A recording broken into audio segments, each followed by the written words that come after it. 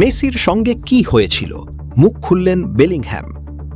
বিশ্বকাপের সেমিফাইনালে Argentina England ম্যাচে লিওনেল মেসি ও জুড বেলিংহ্যামের উত্তপ্ত বাক্য বিনিময় নিয়ে শুরু হয়েছিল নানা আলোচনা। সামাজিক যোগাযোগ মাধ্যমে ছড়িয়ে পড়া সেই মুহূর্ত ঘিরে তৈরি হয় নানা জল্পনা। তবে ম্যাচ শেষে পুরো বিষয়টির ব্যাখ্যা দিয়েছেন ইংল্যান্ডের তরুণ মিডফিল্ডার। বুধবার সেমিফাইনালে আর্জেন্টিনার কাছে 2-1 গোলে হেরে বিশ্বকাপ থেকে বিদায় নেয় ইংল্যান্ড। ম্যাচ চলাকালে এক পর্যায়ে মাঠের মাঝখানে মুখোমুখি হয়ে তর্কে জড়ান মেসি ও বেলিংহ্যাম। বিষয়টি নিয়ে ম্যাচ শেষে কথা বলেন ইংলিশ তারকা। বেলিংহ্যাম জানান, রেফারির একটি ফাউলের সিদ্ধান্তকে কেন্দ্র করেই তাদের মধ্যে কথা কাটাকাটি হয়েছিল। এর বাইরে কোনো ব্যক্তিগত বিরোধ বা উত্তেজনার ঘটনা ঘটেনি। তিনি বলেন, মেসির সঙ্গে কথোপকথন, আসলে আমরা একটি ফাউল নিয়ে তর্ক করছিলাম।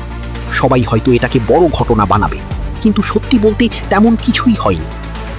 ঘটনার বিস্তারিত ব্যাখ্যা দিয়ে বেলিংহ্যাম বলেন, তার মনে হয়েছিল ইংল্যান্ডের পক্ষে একটি ফাউল দেওয়া উচিত ছিল।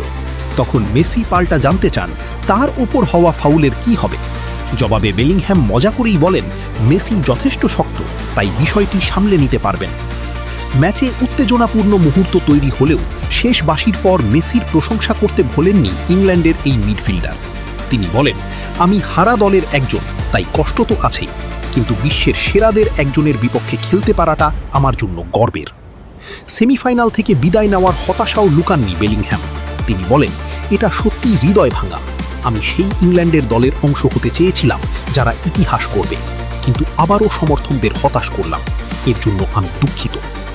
ইংল্যান্ডকে হারিয়ে টানা দ্বিতীয়বারের মতো বিশ্বকাপের ফাইনালে উঠেছে আর্জেন্টিনা। শিরোপা নির্ধারণী ম্যাচে তাদের প্রতিপক্ষ স্পেন।